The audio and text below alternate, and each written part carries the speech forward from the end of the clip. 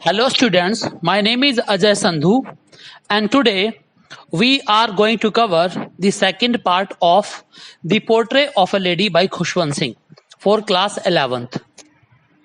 I will explain this chapter in this video from where I left it in the previous video. Those who have not watched the first part of this lesson, they may visit the first video and watch it. Now let me begin with the second part. As the years rolled by, we saw less of each other. As the years rolled by, जैसे जैसे समय गुजरता गया, हमने एक दूसरे से मिलना कम कर दिया. We saw less of each other. हमारा एक दूसरे से मिलना पहले से कम हो गया. पहले तो एक साथ रहते थे, गांव में रहते थे, लेकिन अब हमारा जो मिलना था वो थोड़ा कम हो गया क्योंकि मैंने शहर में एक इंग्लिश मीडियम स्कूल ज्वाइन कर लिया था.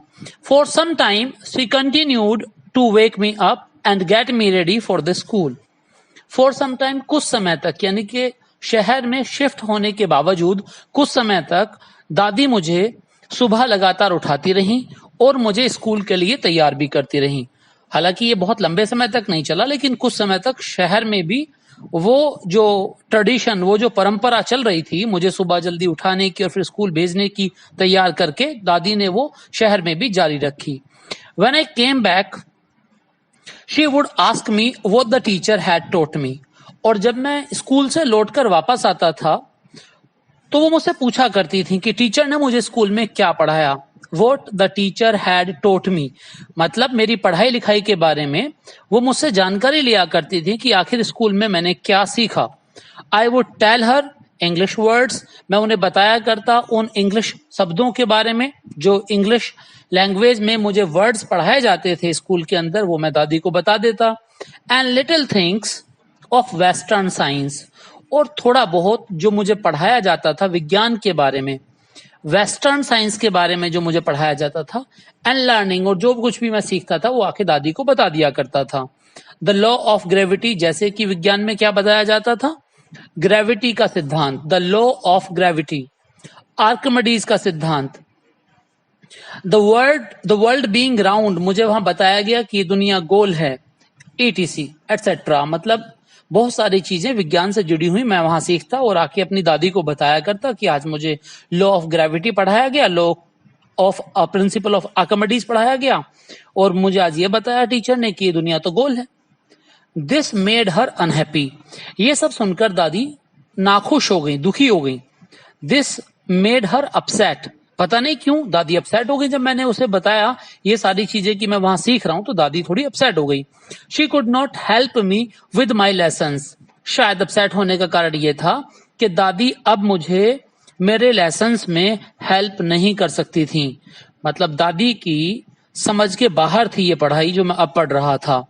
गांव में जो मैं पढ़ाई पढ़ रहा था उस पढ़ाई में और इस पढ़ाई में काफी अंतर आ गया था. यहाँ की पढ़ाई दादी की समझ के बाहर थी. अब दादी मेरी मदद नहीं कर सकती थी पढ़ाई में. She did not believe in things they taught at the English school, और सबसे बड़ी बात ये थी कि दादी उन चीजों को जो मैं सीख रहा था, जो मैं शहर में आकर इंग्लिश मीडियम स्कूल में सीख रहा था, दादी का उन चीजों में विश्वास नहीं था. दादी उन चीजों को पसंद नहीं करती थी. दादी को वो सारी चीजें समझ में नहीं आती थी और पसंद भी नहीं थी जो मैं सीख रहा था शहर के अंदर आने के बाद, स्कूल के अंदर. एंड वॉज डिस्ट्रेस्ड, और वो इससे दुखी थी. Distressed means upset. That there was no teaching about God. दादी का दुख का कारण क्या था? दादी के दुख का कारण ये था कि जिस स्कूल में मैं पढ़ रहा हूं वहां पर भगवान के बारे में कोई शिक्षा नहीं है. वहां पर धर्म और भगवान ईश्वर के बारे में कुछ नहीं पढ़ाया जाता. एंड द स्क्रिप्चर्स, वहां पे धर्म ग्रंथों के बारे में कुछ नहीं पढ़ाया जाता. Scriptures means holy books, religious books. One day I announced that we were being given music lessons. एक दिन आके मैंने दादी को बताया कि दादी बताया हमें अब म्यूजिक भी सिखाया जा रहा है, हम स्कूल में अब म्यूजिक भी सीख रहे हैं. We were being given music lessons, हमें म्यूजिक के लेसन भी दिए जा रहे थे. She was very disturbed, उस दिन तो वो बहुत ही दुखी हो गई. जैसे ही मैंने दादी को आके बोला कि हमें म्यूजिक भी सिखाया जा रहा है तो उसके बाद तो दादी बहुत दुखी हो गई.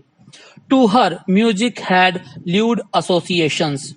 उनके अनुसार यानी कि दादी की मान्यता ये थी, दादी ये मानती थी कि जो म्यूजिक है वो अच्छे लोगों के लिए नहीं है।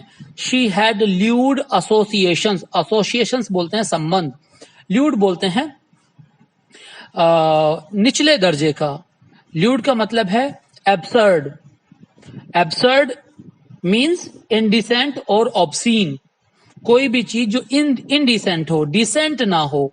तो म्यूजिक को वो इनडिसेंट मानती थी। पुराने लोगों के ऐसे ख्याल थे। पुराने लोग गाने गवाने को अच्छे लोगों का काम नहीं मानते थे।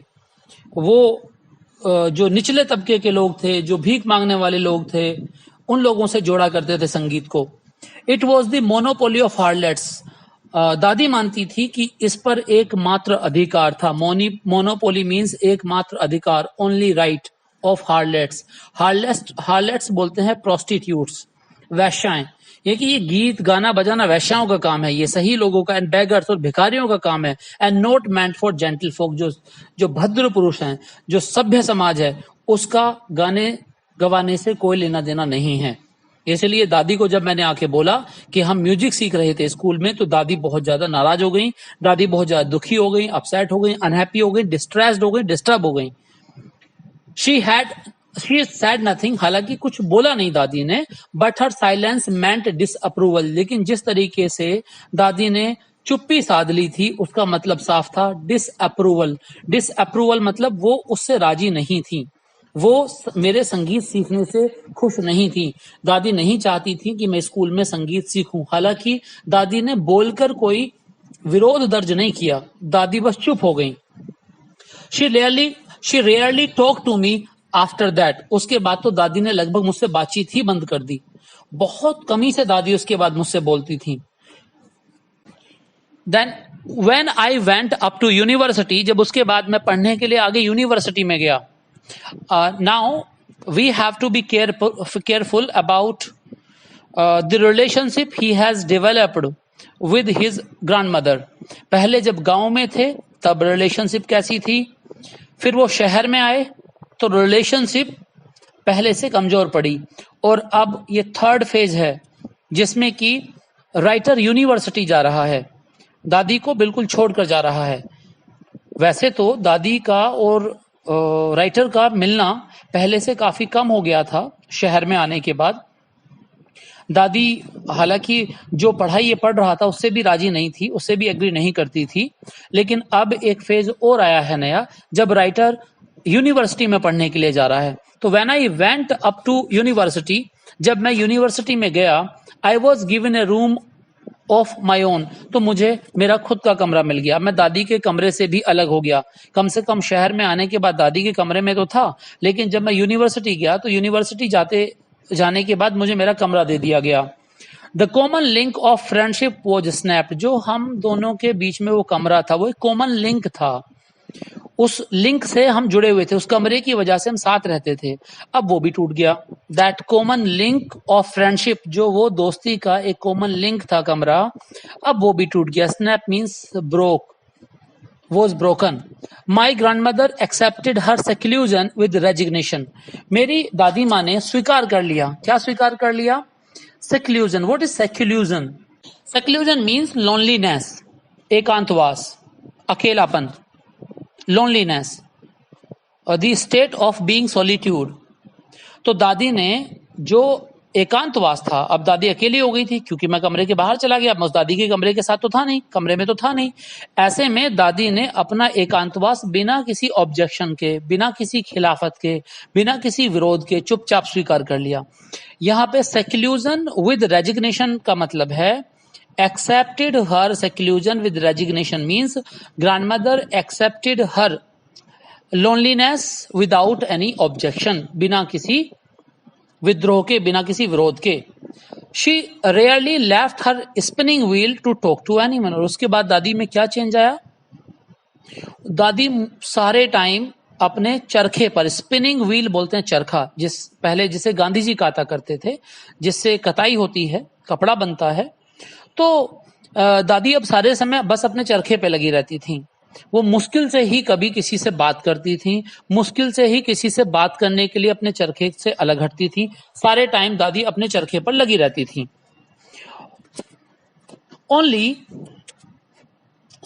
From sunrise to sunset, she sat by her wheel spinning and reciting prayers. From sunrise, सूरज निकलते ही, दिन निकलते ही दादी बैठ जाया करती थी। और कब तक बैठी रहती थी? टू सनसेट, सूरज के छिपने तक। दिन निकले दादी बैठ जाती थी और दिन छिपे तक बैठी रहती थी।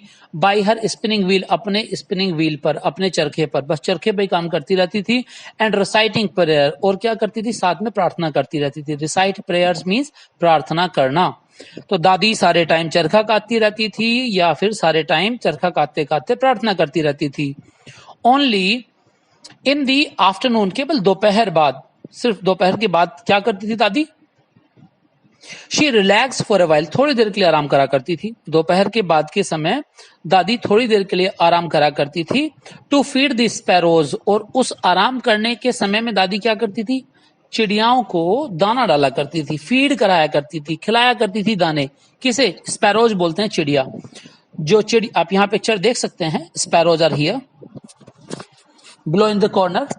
There you can see the picture of sparrows sitting on a stone. तो दादी दोपहर बाद आराम के रूप में जो चिड़िया हुआ करती थी, स्पैरोज हुआ करती थी, उन्हें दाना खिलाया करती थी। वही उनका रिलैक्स करने का तरीका हुआ करता था। While she sat in the veranda breaking the bread into little bits, और कैसे कैसे फीड कराया करती थी? वो बैठ जाया करती थी वरांदा के अंदर। हमारा एक वरांदा था, वरांदे में बैठ जाती थी। ब्रेक द ब्रेड, रोटियों को तोड़ा करती थी। इनटू लिटिल बिट्स, छोटे छोटे पीसेस में। रोटी लेकर दादी, पहले आपको याद होगा दादी गांव में जब जाया करती थी मंदिर, अपने बेटे को लेकर, पोते को लेकर, राइटर को लेकर स्कूल छोड़ती थी उसे। और स्कूल मंदिर से चूंकि लिंक था, एक ही बिल्डिंग के अंदर स्कूल भी चलता था और मंदिर भी होता था, तो वहां पर दादी बैठ के रिलीजियस बुक्स पढ़ा करती थी और अपने साथ रोटियां लेकर जाती थी और रास्ते में कुत्तों को फीड कराया करती थी। अब यहाँ कुत्ते नहीं हैं, तो दादी ने किसे फीड कराना शुरू कर दिया? स्पैरोज को, चिड़ियाओं को फीड कराना शुरू कर दिया। तो दादी बैठ जाती है वरांदे में, छोटे छोटे रोटियों के टुकड़े तोड़ती है। Hundreds of little birds collected, और वहां पे सैकड़ों छोटी मोटी चिड़िया इकट्ठी हो जाया करती थी दादी के इर्द गिर्द। वरांदा में दादी बैठती थी और वहां चिड़ियाओं का ढेर लग जाया करता था round her, creating a veritable bedlam of chirping. अब यहां पर ये टर्म आया है बेडलम। बेलम का मतलब होता है अप्रोर, बहुत ज्यादा केओस, शोर शराबा, हंगामा, कोमोशन। तो वो चिड़िया क्या किया करती थी? सैकड़ों की तादाद में दादी के इर्द गिर्द इकट्ठा हो जाया करती थी और वो शोर कर करके चिर्प करती थी, चहचाती थी, चहचा कर बहुत ज्यादा शोर शराबा क्रिएट कर दिया करती थी। एक वर्ड आया वेरिटेबल, विच मीन्स सचमुच में, वास्तव में वो एक बहुत बड़ा हंगामा खड़ा कर दिया करती थी चिड़िया, चीख चीख कर, चहचा कर वहां पर। So a veritable bedlam of chirpings means the noise and confusion caused by the chirpings of the sparrows. जो शोर शराबा वो मचाया करती थी, उससे उस शोर शराबे को वेरिटेबल बेडलम भी कहा है यहाँ पर राइटर ने। Some came and passed on her legs. कुछ आती और आकर बैठ जाती। Perch means बैठना, PERCH। कुछ स्पैरोज आकर दादी की टांगों पर बैठ जाती। Others on her shoulders, कुछ आकर दादी के कंधों पर बैठ जाती। Some even sat on her head, कुछ तो सर पर भी बैठ जाया करती थी।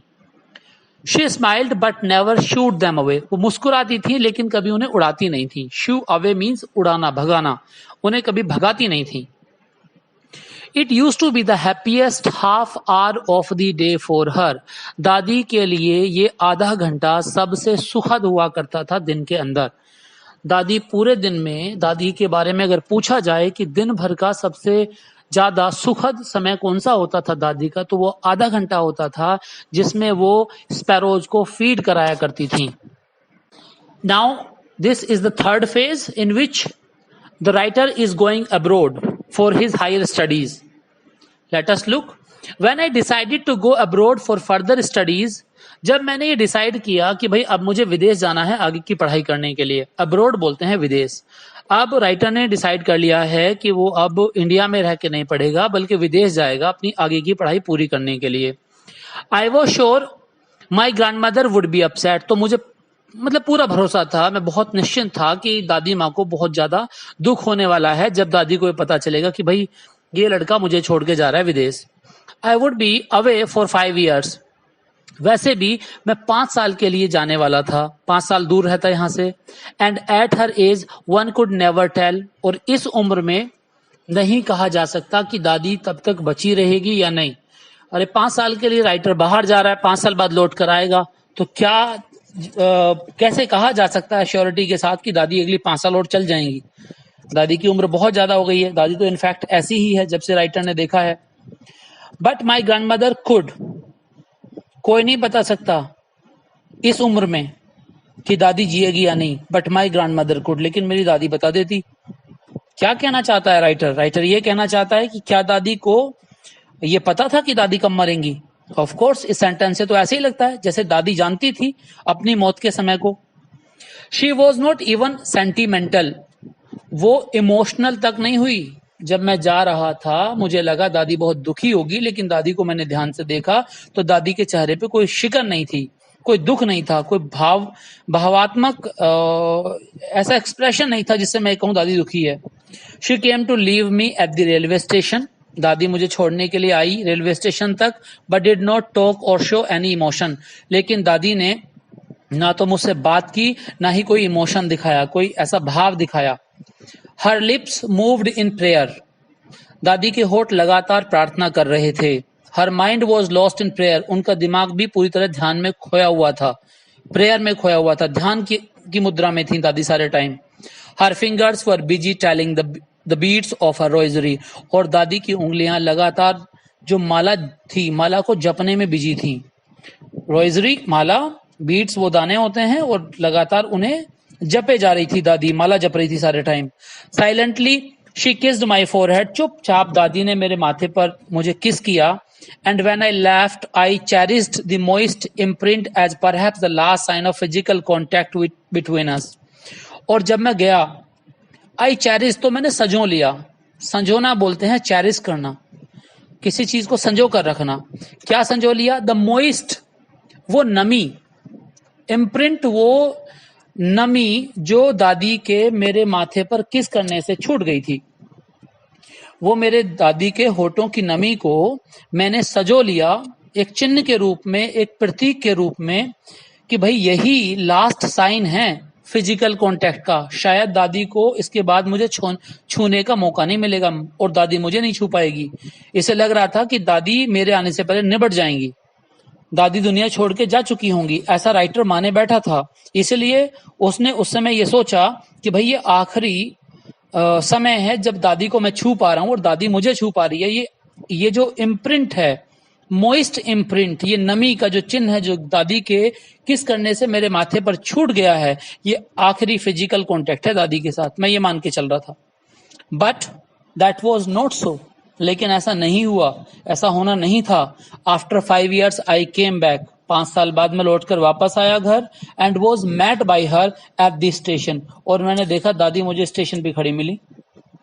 जब मैं लौट के आया तो दादी स्वागत, जैसे दादी ने जाते वक्त विदाई दी थी, ऐसे ही दादी मेरे आते ही स्वागत करने के लिए स्टेशन पर खड़ी मिली। She did not look a day older. फिर राइटर वही बात बोलता है। राइटर कहता है एक भी दिन ज्यादा बूढ़ी नहीं हुई थी। जब से देख रहा था ऐसे ही देख रहा था। आज भी दादी को मैंने 5 साल बाद जब लौट कर देखा तो देखा दादी उतनी बूढ़ी थी जितनी पहले थी। She still had no time for words. और मैंने देखा दादी के पास अभी भी बोलने के लिए समय नहीं था। आपको पता है ना, दादी सारे टाइम बस प्रार्थना करती रहती है। किसी से बोलते हुए तो मुश्किल से ही देखोगे। इस समय भी दादी के पास बोलने के लिए कोई शब्द नहीं थे, समय नहीं था। And while she clasped me in her arms I could hear her reciting her prayers. और जैसे ही दादी ने मुझे अपनी बाजुओं में भरा, मुझे हक किया, मुझे गले से लगाया, तो मैं तब भी सुन पा रहा था कि दादी अपनी प्रेयर्स को रिसाइट कर रही थी, अपनी प्रार्थना किए जा रही थी। दादी उस समय भी प्रार्थना के मोड में थी। दादी उस समय भी प्रार्थना कर रही थी जब दादी ने मुझे गले से लगाया। Even on the first day of my arrival यहाँ तक कि जो मेरा पहला दिन था, जिस दिन मैं लौटकर वापस आया विदेश से, वो जो मेरा पहला दिन था लौटने का, her happiest moments were with her sparrows, जो उनका सबसे सुखद समय गुजर रहा था वो स्पैरोज के साथ ही गुजर रहा था। मतलब उनको वास्तविक खुशी अभी भी वहीं मिल रही थी। मैं 5 साल बाद लौट कर आया था, हालांकि ज्यादा खुशी मेरे साथ मुझसे बात करके मेरे बराबर में बैठ के होती, लेकिन नहीं, दादी ने उस दिन भी स्पैरोज को उसी खुशी के साथ फीड कराया जैसे कराया करती थी। Home she fed longer and with frivolous rebukes, जिसे कि दादी लंबे समय तक, काफी लंबे समय तक स्पैरोज को खिलाया करती थी। और कैसे खिलाते खिलाते क्या करती थी? फ्रिवलेस रिब्यूक्स। फ्रिवलेस रिब्यूक्स मतलब डांटा करती थी चिड़ियाओं को, क्योंकि चिड़िया शोर बहुत मचाती थी, तो हट चल यहां से, ऐसे करके वो डांट दिया करती थी चिड़ियाओं को। और फ्रिवलेस मीन्स बड़े बेढंगे तरीके से। हालांकि डांट जो होती थी वो प्यार वाली होती थी, उस डांट को वो गालियां दे के भी डांट दिया करती थी। फ्रिवलेस का मतलब यही होता है, गाली गलौज के साथ जब हम किसी को डांटते हैं तो उसे बोलते हैं फ्रिवलेस रिब्यूक। तो दादी गालियां वगैरह दे के डांट दिया करती थी, लेकिन वो लाइट हार्टेड स्कोल्डिंग होती थी, उसमें गुस्सा नहीं होता था दादी के। तो दादी ने उस दिन भी खुशी खुशी अपना समय गुजारा उन चिड़ियाओं के साथ। उसके बाद क्या हुआ? In the evening a change came over her, शाम के समय दादी में थोड़ा चेंज देखने को दिखाई दिया। इन the evening a change came over हर, दादी में शाम को काफी चेंज आ गया। क्या चेंज आया? शी डिड नॉट प्रे, दादी ने शाम के वक्त प्रार्थना नहीं की। She collected the women of the neighbourhood, दादी ने पड़ोसन इकट्ठी कर ली, जो हमारे पड़ोस में औरतें थीं वो दादी ने इकट्ठी की शाम को। गोट एन ओल्ड ड्रम, दादी ने एक पुराना सा ड्रम ले लिया, ढोलक, एंड स्टार्टेड टू सिंग, और दादी ने तो गाना शुरू कर दिया। उस दिन शाम के समय दादी के अंदर चेंज है। ऐसी हरकत दादी पहले कभी नहीं करती थी, लेकिन उस दिन शाम को दादी ने एक अजीब ही हरकत की। पड़ोसन ने बुला ली, ड्रम ले लिया और गीत शुरू कर दिए। For several hours she thumped the sagging skins of the dilapidated drum and sang of the home coming of warriors, कई घंटों तक उसने उस सैगिंग स्किन्स, जो ढीली पड़ी हुई खाल थी ड्रम की, जिस ड्रम को राइटर ने यहां पर डायलेपिडेटेड कहा है। Dilapidated means in a state of despair और रूइन, जो जर्जर अवस्था में होती है कोई चीज, उसे हम बोलते हैं डायलेपिडेटेड। अगर कोई मकान है, बिल्डिंग है, वो डायलेपिडेटेड है तो इसका मतलब जर्जर अवस्था में है, कभी भी गिर सकती है। इट में क्रम्बल एनी मोमेंट। तो जो यहाँ पर राइटर ये कहना चाहता है, जो ड्रम था, जो ढोलक थी, वो बहुत नई नहीं थी, पुरानी थी, स्किन उसकी लटकी हुई थी। You can see it in the picture here in the corner. In this picture you see that the drum is in dilapidated state. ये डायलेपिडेटेड स्टेट है, कुछ ऐसा ही था। ये जरा बीच से टूट गया, यहाँ पर वो ढीला था, टूटा हुआ नहीं था। तो दादी ने ये खूब इसे बजाया और गीत गाए। और गीत कौन से गाए? होम कमिंग ऑफ वॉरियर्स, जो योद्धाओं के लौटने पर गीत गाए जाते हैं। युद्ध जीतकर जब योद्धा घर लौट कर आते हैं तो औरतें उनके स्वागत में गीत गाती हैं, वही गीत गाए। We had to persuade her to stop to avoid overstraining. हमें दादी को समझाना पड़ा, दादी मानने को तैयार नहीं है। दादी गीत गाए जा रही हैं तो दादी रुक नहीं रही हैं, तो हमें दादी को समझाना पड़ा, दादी मान जाओ, दिक्कत हो जाएगी, ओवर स्ट्रेनिंग हो जाएगी। ओवर स्ट्रेनिंग से तनाव हद से ज्यादा बढ़ जाएगा और आपका आज काम हो जाएगा अगर आप ऐसे ही लगी रही। That was the first time since I had known her that she did not pray. आज जब से मैं दादी को जानता था, सिर्फ आज ही के दिन मैंने ये पाया या देखा, ये महसूस किया कि दादी ने आज प्रार्थना नहीं की थी। मैंने कभी दादी को प्रेयर स्किप करते हुए नहीं देखा था अपनी लाइफ में। आज पहली बार ऐसा था जब दादी ने शाम के वक्त ढोलक पीटने में टाइम बिताया बजाय प्रार्थना करने के। The next morning she was taken ill, अगली ही सुबह दादी बीमार पड़ गई। उससे अगली सुबह दादी बीमार पड़ गई। It was a mild fever and the doctor told us that it would go.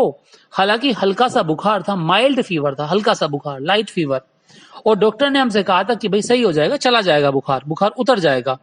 But my grandmother thought differently, लेकिन मेरे दादी के विचार कुछ और ही थे। डॉक्टर कह रहा है बुखार उतर जाएगा, लेकिन मेरी दादी इस बात को नहीं मान रही है। मेरी दादी उसके उल्टे में, बिल्कुल अलग विचार हैं दादी के। क्या विचार हैं? She told us that her and was near, दादी ने हमें बताया कि अब भैया कर लो तैयारी, अब मेरा अंत करीब है. She said that since only a few hours before the close of the last chapter of her life, she had omitted to pray. She was not going to waste any more time talking to us. दादी ने हमसे कहा कि देखो भैया, चूंकि बिल्कुल अंतिम समय में, यहां पर before the close of the last chapter, यहां पे इसका मतलब है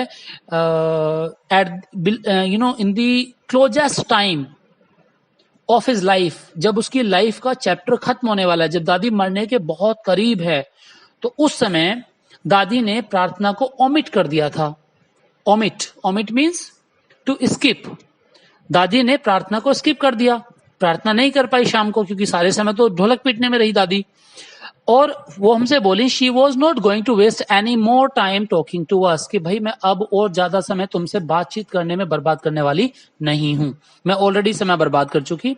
जिस समय मुझे प्रार्थना करना चाहिए था उस समय मैं ढोलक पीटने में रही, और अब मैं और ज्यादा समय बर्बाद करने के लिए बिल्कुल भी तैयार नहीं हूं. वी प्रोटेस्टेड, हमने इस बात का विरोध किया. दादी हालत सही नहीं है, ये कोई प्रार्थना करने का समय है, प्रार्थना मत करो. हमने इसका विरोध किया. But she ignored our protest, लेकिन दादी ने हमारे प्रोटेस्ट, हमारे विरोध पर कोई ध्यान नहीं दिया, इग्नोर कर दिया पूरी तरीके से. She lay peacefully in bed praying and telling her beads, दादी शांति से चुपचाप अपने बेड में लेट गई, प्रार्थना करती गई, माला जपती गई. Even before we could suspect, इससे पहले कि हमें संदेह भी होता, इससे पहले हमें कुछ पता भी चलता. हर लिप्स स्टॉप्ड, दादी के होठ थम गए. मूविंग, हिलने बंद हो गए दादी के होठ. And the rosary fell from her lifeless fingers, और जो माला थी वो दादी के निर्जीव हाथों से नीचे गिर गई. A peaceful pallor spread on her face and we knew that she was dead. एक शांति से भरा हुआ पीलापन, सफेदी, एक यहां पे पीसफुल पैलर कहा है. दादी के चेहरे पे बेहद अधिक शांति थी, बिल्कुल शांत चेहरा, चेहरे पर एक शांति छा गई. एंड वी न्यू, और हमें पता चल गया था that she was dead, that grandmother was no more, कि दादी नहीं रही. We lifted her off the bed, हमने दादी को बेड से ऊपर उठाया, जैसा कि हिंदुओं में किया जाता है.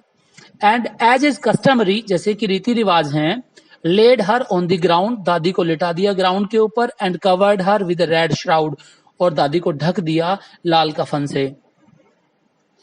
After a few hours of mourning, कुछ रोने पीटने के कुछ समय बाद, मॉर्निंग, मॉर्निंग मीन्स जो शोक हम मनाते हैं उसे मॉर्निंग बोलते हैं. It's not morning, it's morning. MOURNING है. इसका मतलब है विलाप करना, शोक मनाना. तो जो भी शोक संताप करना था उसके करने के कुछ घंटों बाद we left her alone to make arrangements for her funeral. तो हम दादी को शोक संताप के बाद कुछ घंटों के बाद छोड़कर बाहर चले गए अरेंजमेंट करने के लिए, उनकी अंत्येष्टि हेतु. उनकी जो अंत्येष्टि फ्यूनरल होना था उसका अरेंजमेंट भी तो करना था, तो हम दादी को वहां छोड़कर बाहर चले गए अंत्येष्टि का जुगाड़ करने के लिए. In the evening we went to her room, फिर बाद में हम शाम को उनके कमरे में गए with A crude stretcher. Crude stretcher means अर्थी, यहाँ पे मैं अर्थी बोलूंगा, हालांकि स्ट्रेचर एक अलग चीज होती है, लेकिन यहाँ पर जो जिस कॉन्टेक्स्ट में यूज किया गया है उसका मतलब अर्थी से है. जब हम शाम को अंदर गए अर्थी लेकर, to take her to be cremated, ताकि हम ले जा सके और उनका दहा संस्कार कर सकें. क्रीमेटेड मीन्स दहा संस्कार करना. द सन वॉज सेटिंग, तो वो समय कैसा था, उस समय सूरज छिप रहा था. The sun was setting and had lit her room, और सूरज की रोशनी से उनका कमरा प्रकाशित था. Had lit her room, lit means प्रकाशित होना. उनका कमरा चमका हुआ था सूरज की रोशनी से, छिपते हुए सूरज की रोशनी से. एंड बरामदा with the blaze of golden light, और बरामदा चमक रहा था, बरामदे पर सुनहरी रोशनी सूरज की पड़ रही थी. We stopped half way in the courtyard, हमें आंगन में, आधे आंगन में ही रुक जाना पड़ा. हम आगे नहीं बढ़ पाए. क्यों नहीं बढ़ पाए भैया, क्यों रुके ये बीच में? All over the veranda and in her room, right up to where she lay dead and stiff wrapped in the red shroud, thousands of sparrows sat scattered on the floor. सारे वरामदे में, उनके कमरे में, ठीक वहां तक जहां दादी मरी हुई पड़ी थी, पूरी की पूरी, पूरे का पूरा वरांदा, पूरे का पूरा कमरा, उनका पूरा कफन, जो कफन उनके ऊपर डला हुआ था वो पूरा ढका पड़ा था। दादी को ढक दिया था हजारों स्पैरोज ने। हजारों स्पैरोज इकट्ठी हो गई थी। फर्श के ऊपर चिड़िया ही चिड़िया थी। देयर वॉज नो चिरपिंग, और सबसे खास बात, जो चिड़िया चहचा चहचा कर उस घर को सर पे उठा लिया करती थी, कोई आवाज नहीं थी उनकी, सारी की सारी एकदम चुप। You can understand that even the animals, the birds, they can understand the emotions and feelings. Here, how emotional the birds are when they are completely silent to show their mourning. अपने दुख को दिखाने के लिए यहाँ पर जो they are expressing their sorrow and their feeling, their emotions, how loving grandmother was to them. दादी नहीं रही, सारी की सारी चिड़िया इकट्ठी हो गई हैं, पूरे वरांदे में फैली हुई हैं, उनके कफन के ऊपर बैठी हुई हैं, पूरे कमरे तक फैली हुई हैं और एकदम चुप, बोल नहीं रही हैं।